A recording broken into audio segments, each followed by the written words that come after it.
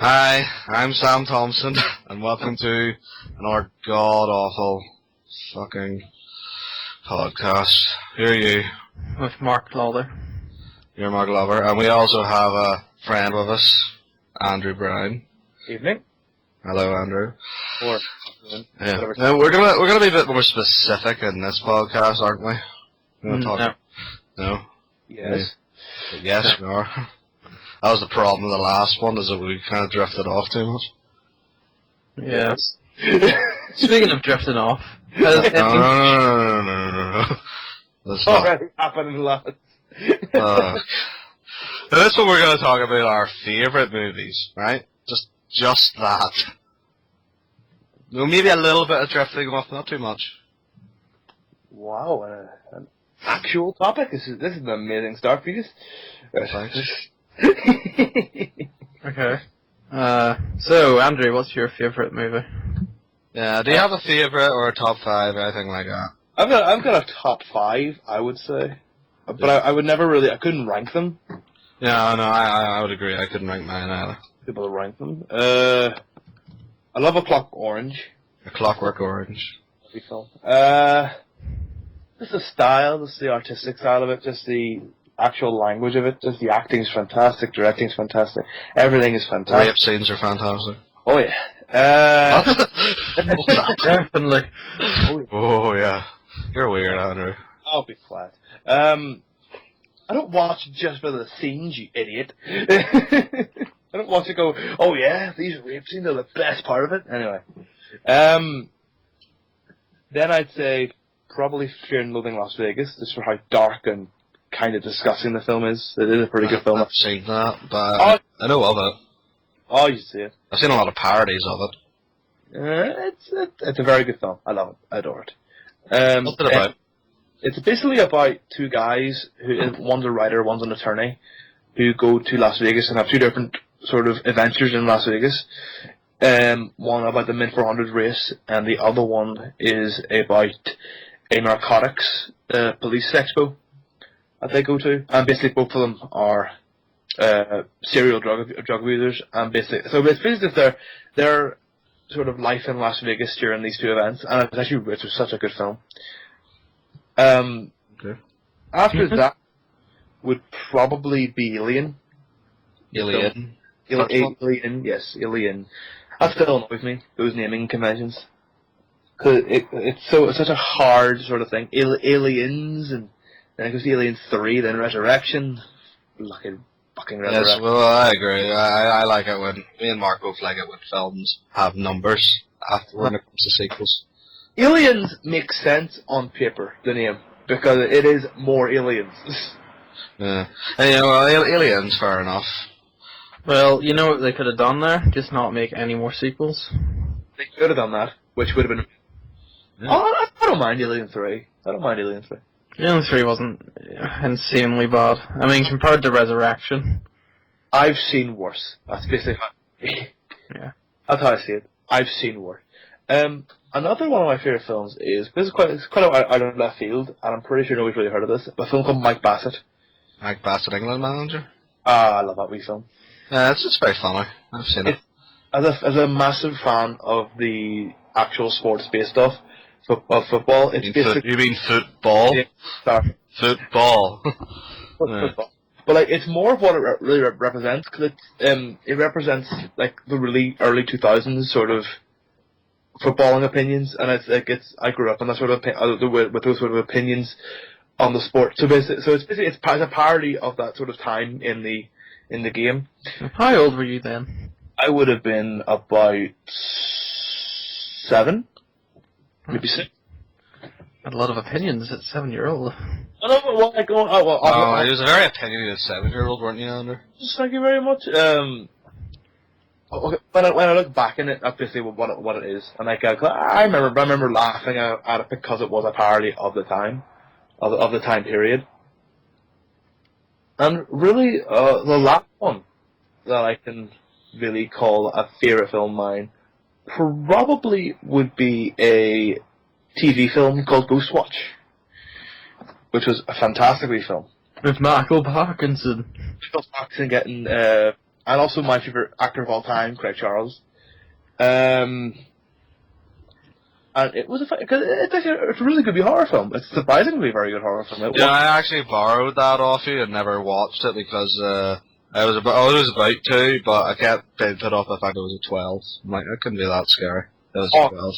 At the time, see, the problem with the film is that it's quite dated in how it works, but it was meant to be a sort of it was meant to be like a hidden camera sort of ghost show, but it scared a lot of people at the time because obviously there was no Sky Plus or there's no way to pause live TV at the time. So if you saw something you thought you saw, you got kind of scared, and a lot of it hasn't been shown on TV since because of the sort of backlash it got from the public. Are we doing a wee history lesson here, Mark? Yeah, I know about it. I got a lot of complaints from people. But maybe our listeners don't. So there you go. Listeners? We have listeners? There's nobody listening to this. I'm listening to this. Okay. But anyway, so I'd say... no one who hasn't been paid to listen to it anyway. Okay. And, Forced. those really are the 5 films that I would say. Bribed, blackmailed. Alright, stop talking over me. Teddy. Eddie. But basically, like, I have to say, those are the 5 films that I could watch very easily every day. And in my opinion, that's how a favorite film should be chosen. A favorite film should be chosen by a way that you could sit down, watch it and not get bored. Yeah, you can watch every day. That's basically my sort of opinion of it. I could very easily watch Mike Bassett every day. I did watch it every day for... Watch it every day. Well, I think like a month I did, because I loved it so much, I kept watching it, I never got bored of it. Which is how I think as almost a criteria for a favorite film almost, is that if you could watch it for a month straight and not get bored of it, then it has to be your favorite film. One of them anyway. Right, on to you two then. Well, do you want to go first or will I? Well, I can only name a few off the top of my head. I mean, I'm struggling. We told you to write it. We told you to prepare. Reservoir Dogs would have to be one of my favorite, because when it was finished and the credits started rolling, I just sat there going, "Wow, that was so awesome!" Just the long scenes of people chatting is brilliant. Well, we all know that Quentin Tarantino's very good at writing dialogue scenes. I think he said in an interview how he does it is how he started practicing that was he took a scene from a film and then rewrote the scene, with a lot of dialogue in it, and that's how he practiced, I think. You mean he wrote the scene first and then rewrote it, or? No, he watched a scene in in a different movie and then just rewrote it, just for practice. So right. Like watching Back to the Future or something like that, and then taking a scene and rewriting it to suit his own style. I'd love to see that. I'd love to see Back to the Future, rewritten by Quentin Tarantino. That'd be fun. Brilliant. That'd be amazing. They would never get back in time. They wouldn't. Sam in the future talking about going back in time and what they would do. No, because that would be plot related. They would probably talk about something very, very bland and not important. Like half an hour talking to the plutonium terrorists. Yeah. Talk to the plutonium terrorists. And negotiate with them, and then they get into a Mexican standoff and kill each other. Basically, we're talking about every cliche in Tarantino films. I like them. I love the Mexican standoff. It's brilliant. It's a pretty good standoff. It's the best of all the standoffs. Especially the one in Inglourious Bastards. That was brilliant. The one in the bar. Awesome. That is one of my favourite scenes in a movie. There's 2 scenes in that film that are my favourite scenes ever, and that was the one at the very start, the one at the bar. They were amazing. Actually, I would agree that Reservoir Dogs would also be in my top 5 as well. It's hard to choose between Pulp Fiction and Reservoir Dogs, but something about Reservoir Dogs. It's an exceptional film, but it would not be one of my favorites. Oh no, we know that. We already know your favourites, Andrew. I know. I'm just saying it is an exceptional film. It is very good. It's in my top 5 as well. The Reservoir Dogs also has a great soundtrack. I read that. Put the lime in the coconut. What was the song at the start? Was it? What was the song? What was that called? The song. Little Green Bag. Little green bag. I do quite good justice on it. Also, Where My Rosemary Goes, and I had Stuck in the Middle with You. A lot of good songs. Every time that song plays, I have to do the wee Michael Madsen dance. Yeah. I just can't help myself. Putting up in the ear of a police officer.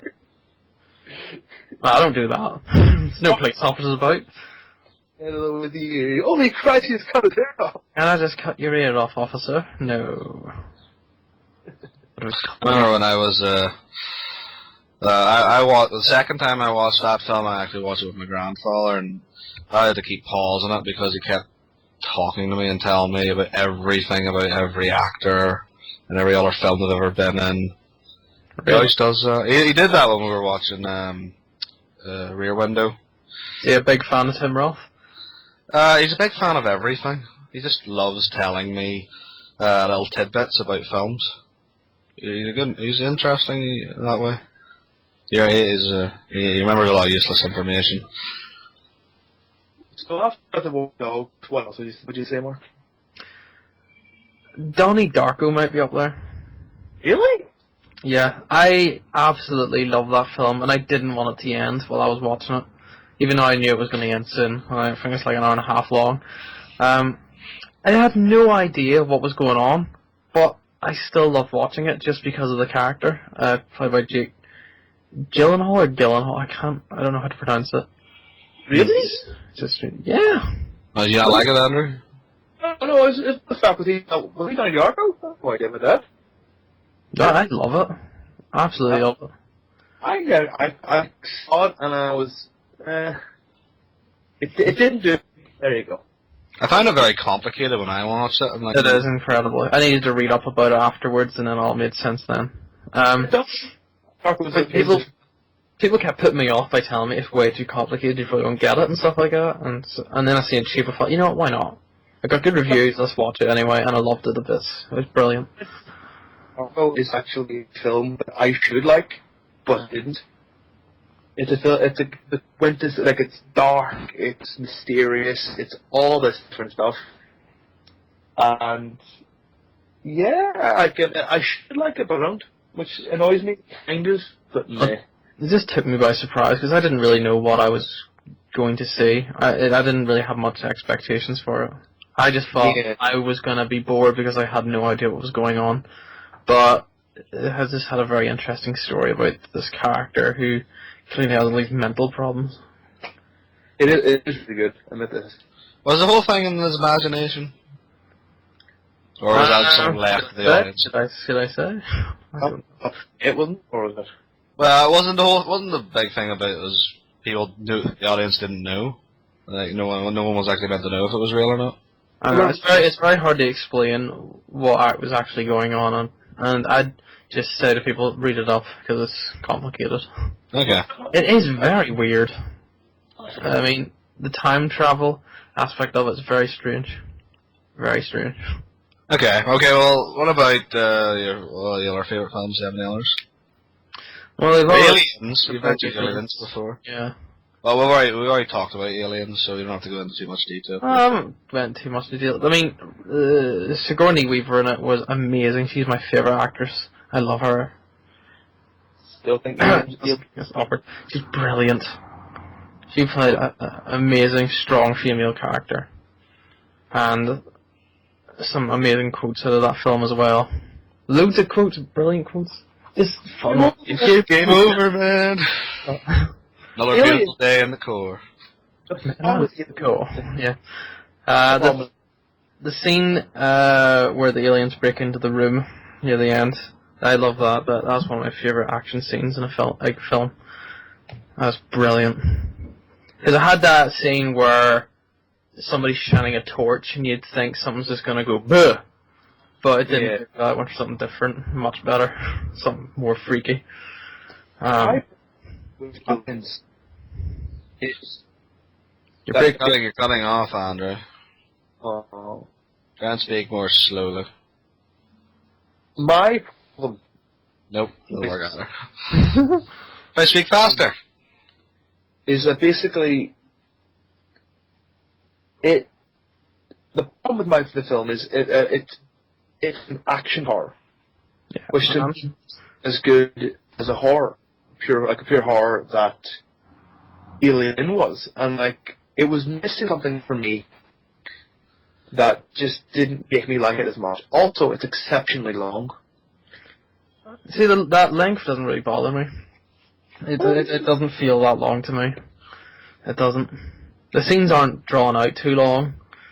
You know, it seems perfect to me. Fair enough. It's a film I can't find any flaws with. Oh, good enough. Fair enough. Half isn't that long. I mean, Batman's 2 hours 45 minutes. Everyone loves that. It's bad. The third one, The Dark Knight Rises. That's 2 hours, 3 hours long. Almost. Didn't seem like that.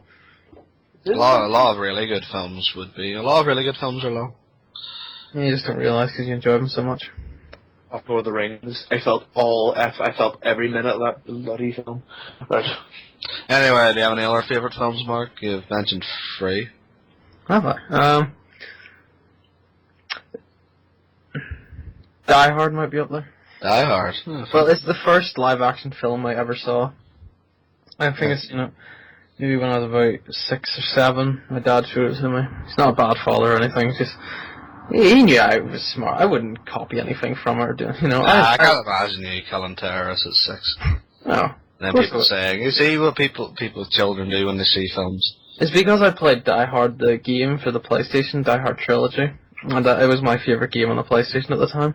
And then I found Die Hard video in my father's video stash, and there wasn't porn there, by the way. But I had like films like Terminator, things that were 18 rated that I shouldn't be watching. And I found it and I went screaming, Dad, can we watch this? And he said, alright, fine.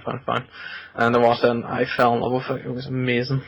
I like Die Hard too, but Die Hard as well, but I don't remember anything about Die Hard 2 or cared about Die Hard 3 at all. Well, I like the first one. I liked all the trilogy. I don't really want to talk about Die Hard 4. I didn't care for it that much. But that car scene, it drives me insane. Ha! I ran out of bullets. Oh, I'm sure he didn't. Did he even fire his gun at all? I'm just honest. What was it? He said just blow up a helicopter with a car. Why'd you do that? I ran out of bullets. Well, he could have at least threw his gun at it. I don't remember. Did he fire his gun at all before that? I don't know. I just didn't bring any bullets with me. I am.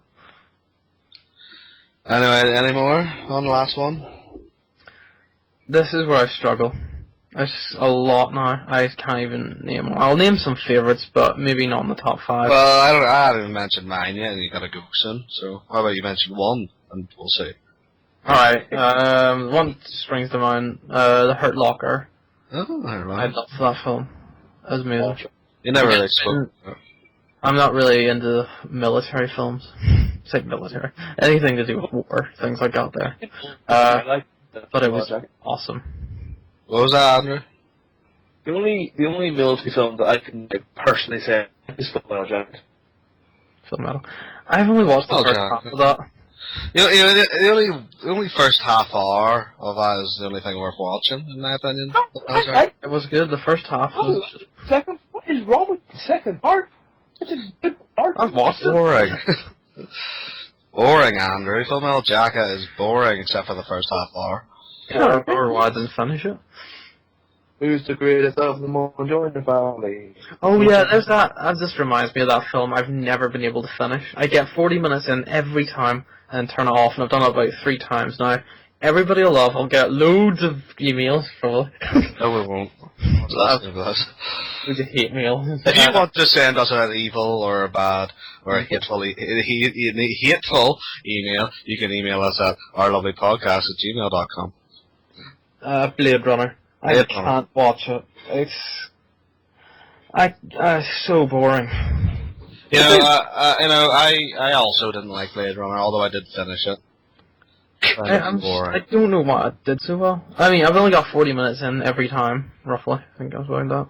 But You should probably. there's not much going on within these 40 minutes. Would you say? Not interesting. You should try it. It's a good film, and also that soundtrack is amazing. Oh, I'm not feels. a fan either. I My love problem. Okay, I guess it's my turn then. It's fun. Well, I've already mentioned Reservoir Dogs. You know, it was a very good film, had a lot of great music in it. But also up there would probably be the Rocky Horror Picture Show for me. Yeah. Actually, you know what? I think I've come up with my fifth. Oh, okay. What is it? Taxi Driver. Oh, fair enough. Taxi Driver. I hate that film. I hate that film with a passion. Can I say I hate Taxi Driver. Why? It's so boring. Nothing No, happens. Alright, calm down. Alright, you know what? Let's not. I mean, he's just gonna bring the show down. So let's move Bring on it to you. down, Andrew. Let's move on to year 5. Anyway, Rocky Horror Picture Show, I love it. It's just so wacky and stupid, and I'm just one of those people that love it. You know, you get those sort of people. You know, I don't know if I'd dress up for it or go to a Rocky Horror screening dressed up. I mean, but then again, I gotta get some use out of all my tranny clothes. Yeah, it's just kind Friend, that's of just sitting in the wardrobe. No one's using it. I know this is just gather and dust. Doesn't your dad take it out and pants bound? Well, no. I don't Okay. think so. I thought they were hand-me-down. How many? Why do you assume it's from my dad? That's it. He seems way too cool. Yeah, there must be something wrong with him. No, fair enough. Anyway, Rocky Picture. 12 Angry Men will also be in my top 5. I mentioned that a while ago. Just There you go. a day ago. It's very good. The original. Which one? Dropped. The original. Best one. Original. Have you seen it? Yes, I have. It's a very good film. I really, really liked it. Very good. Yeah. But they remade it for TV, and it actually wasn't that bad of a film. The remake of it wasn't that bad. I thought the remake is okay, but I just much prefer the original. But everyone does. Anyway, also up there would be Notting Hill. I know. That's a A bummer. Hugh Grant film, really. Well, I'm sorry. I don't like Hugh Grant's acting. It annoys me. Yeah, I don't mind it too much, really. I don't watch a lot of his films. Well, you see, while you were growing up with really cool films like Die Hard, my dad showed me Notting Hill. And maybe And my watch dad- it every weekend. Is that what got you into the film? Is that why you want to make films? Not really. I just really like Notting Hill. I just think it's really funny. The film that I think got me into watching films might have been. It might have been the Nightmare Before Christmas. The Nightmare Before Christmas. Did you see? Yeah. It's a very good film. Tim Burton. Well, I watched that film about 20 times a day when I was younger, apparently. What's this? It's I haven't watched it yet. a good film. Well, it's made by Tim Burton, and I don't like him. We'll talk about that next podcast. Well, no, Tim Burton hasn't made a good film since Nightmare Before Christmas. Yeah. But that was good. Oh, maybe Sweeney Todd, but whatever. You ruined Charlie and the Chocolate Factory. Yeah. Oh, that's another film. That would be top 10 at least. Oh, I Yeah. just completely forgot about Charlie and the Chocolate Factory. That would definitely be Right. top 10. The original Charlie and the Chocolate Factory. Not that shitty remake. Would we all agree that Charlie and the Chocolate Factory would be in our top 10? No, actually, sorry, Yeah. Willy Wonka and the Chocolate Factory. Willy Wonka. Original stuff. Yeah, really okay. Yeah, that's all our top 10s. Fair enough. And probably this one might be a little bit controversial for my last favorite top 5 film. Maybe not, but it's in a way the greatest film of all time in a lot of people's opinions. Can you guess what it is? Citizen Kane. No, Batman. no, Inception. no. It's even better than all them put together. Casablanca. No, it's The Room.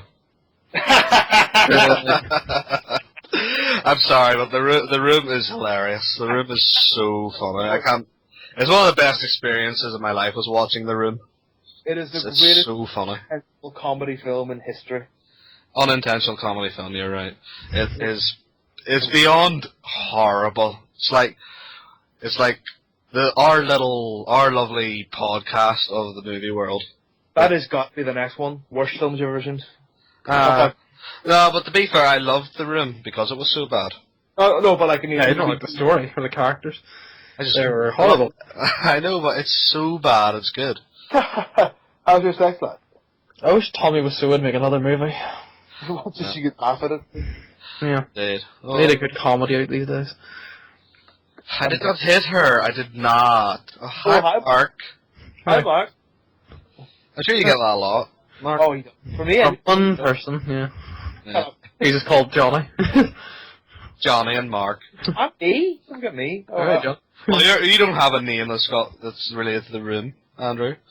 Well, Unless you're one of those other characters that only appeared for one bit. It seemed important, but One of Johnny's friends. Johnny's friend. Were you the one wearing the tuxedo? Johnny's friend. Danny. What about Danny? What is in that film? What Sounds did like bacon. That'll sound like bacon. Bacon. Anyway, that would be mine. But also, in my probably top 10, would be The Warriors and Apocalypse Now would be up there. Oh, the Warriors. Love the Warriors. Just come out to play? Here's The Warriors. That scene was actually improvised. The Warriors come out to play, but wasn't in the script. So was Singing in the Rain part in Clockwork Orange. I know. Also, Apparently Kubrick got the rights the next day for that song, just because the cost to get the rights to Malcolm it. McDowell sang it. It did add a lot to that scene, I think. It did actually. Yeah, well. much more creepy. No, aye. And more. Warriors, very good film. Back to the Future, maybe as well. Which one? Number one. 1, 2, and 3. Actually. All these films that I keep forgetting about that should be on top. I mean, I've got so many favorite films. Like I Well, love you all mentioned Back to the three. Future a while ago. I've never. I forgot all about it. I love all three of them. Like I And can't. I also love all 3. Although I prefer 1 and 2 to 3, but I still like 3. I love three as well. I mean, I love every one of them. They're just awesome as a whole. I love the bit with the train. They were just flew away and mew. Love that. Was it I nice? do love Back to the Future films, but Tear fell down my eye, my face. Sorry. I like Back to the Future, but I would never say they're my favorites. I do like them. Though. I like them. They're very. You ever seen Apocalypse Now? Yes, I won't. Oh yeah. I like it. It's very long though. It's about 3 hours, Aaron, but if not longer. It might be longer. Speaking of long, we should probably wrap this up. Wrap this up. Yeah, I because gotta head off to work. yes, Got a job. This isn't my job. I know we don't get paid for this, believe it or not. Fuck off on this. Yeah. Oh well, we're wrapping this up then. So I'm Sam Thompson. Who are you? Mark Lauder. And who are you? Andrew Brown.